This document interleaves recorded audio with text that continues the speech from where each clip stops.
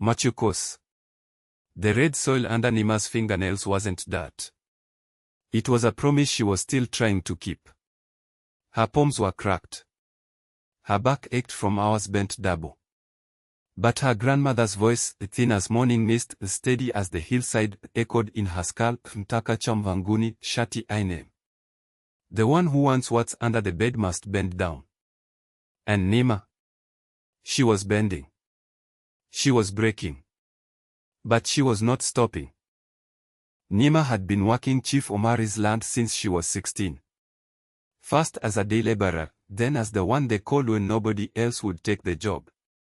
The hoeing that blistered your hands before breakfast. The irrigation trenches that collapsed in the rain. The harvest that other workers abandoned because the pay wasn't worth the pain. Neema never abandoned anything. She couldn't afford to.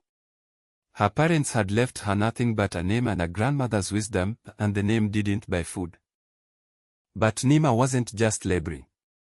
She was learning. Every season she watched how the soil held water. Which rows drained best. When the maize wanted sun and when it needed shade. She kept a torn piece of paper behind the sugar tin at Cucu's house, a hand-drawn map of the plot she would one day call her own. Not Chief Omari's.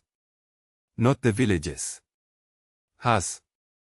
Every blister, every aching morning, every moment with her hands in the dirt, it was all tuition. She was paying for her future in sweat. It was Cucu who had named her ambition for what it was. The old woman had sat by the fire, lasso wrapped around her shoulders, and said the words that would anchor Neema through everything that came after, Mtaka Mvunguni Sharti Ainame. You want what's under the bed? You must bend down for it. Cucu had bent down her whole life. Raised 6 children on a plot smaller than this one.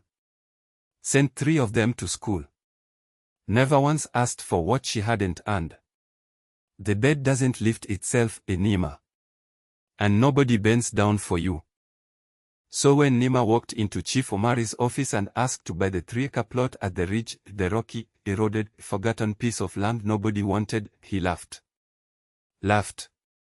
The kind of laugh that doesn't even try to hide the contempt.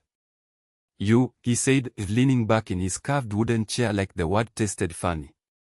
That land has been empty for 20 years. You think your hands can grow something where farming families have already failed. Neema stood. She didn't argue. She didn't beg. She simply said, I'll take it. What came next was the bending. 6 months. 6 months of waking before the sun and working past its setting. The soil was compacted, the decades of neglect had turned it to concrete. Neema broke it with her bare hands. She turned every square foot. She mixed in ash from cooking fires, the compost she made herself, the manure she hauled on her back from the market. Her palms cracked and bled and cracked again. The scar on her left palm deepened. But every week, the soil got darker. Richer. And when the first rain came, it held the water instead of letting it run away down the ridge. The first harvest was small.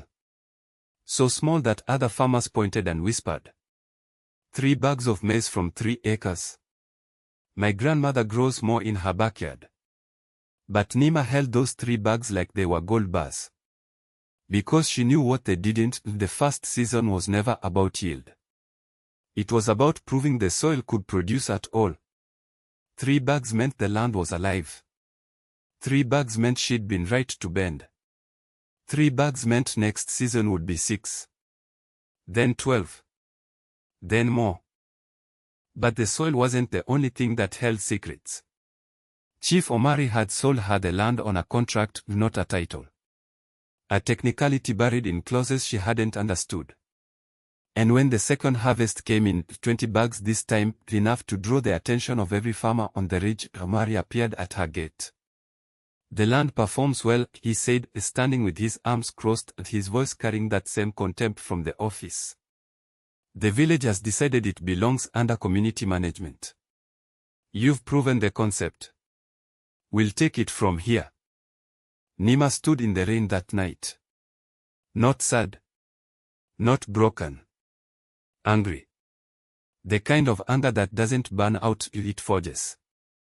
Rain hammered the ridge, and she let it hammer her too, because she'd worked this soil in worse.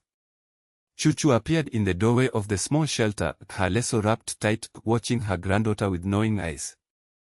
Neema turned to her through the downpour and said, with a voice that cut through the rain like a machete through cane, "He thinks I bent down to take. I bent down to build. And what I built doesn't belong to anyone who refused to bend." Neema didn't fight Omari with lawyers. She didn't have money for lawyers. She fought with the one weapon nobody could take from her, knowledge. She'd spent 2 years learning that specific ridge, its soil composition, its water table, its microclimate. She went to the agricultural cooperative in Machuco's town and filed for a development title. She brought records, harvest data, soil samples. The cooperative officer looked at her cracked hands, then at her meticulous records, and approved the application. Omari's contract was void. The land was hers. Not because she'd paid for it. Because she'd earned it. Season 3, 45 bags. Season 4, Neema lists the adjacent plot. Then the one below it. She hired 2 workers, women like her, who knew what it meant to bend. She taught them what Cucu had taught her, that the value of land isn't in the title. It's in the hands that work it. By season 5, her ridge was the greenest slope for 30 kilometers. Neema Mwangi, the woman Chief Omari had laughed at, now employed a dozen workers and supplied 3 markets. Then Juma came home. Her brother. 5 years gone to Nairobi, promising to send money, sending nothing. Now he stood at her gate in city clothes that looked expensive and exhausted at the same time. Chief Omari stood behind him, quieter now. Juma said, "Sis, I've come back. Family land is family land, isn't it? I want my share." Neema looked at him. She looked at the hands that had never touched this soil. She looked at Omari, who had tried to steal what she'd built. Then she said the words that Cucu would have loved, "You want what's under this bed. You have to bend down. Both hands. In the dirt. Starting tomorrow." And Neema meant it. When Juma showed up the next morning, she handed him a hoe and pointed to the row she'd prepared. He walked beside her. Not because she forced him, because he watched his sister's hands in the soil and finally understood what Cucu had meant. Neema didn't just feed herself. She fed the community. Every market day, she set aside baskets for families who couldn't afford to buy. She taught young women how to read soil the way she read it. She bent down every single day for the people around her. Not because she had to. Because she remembered what it felt like to be looked at like you weren't enough. Mtaka cha Mvunguni Sharti Ainame. He who wants what is under the bed must bend down.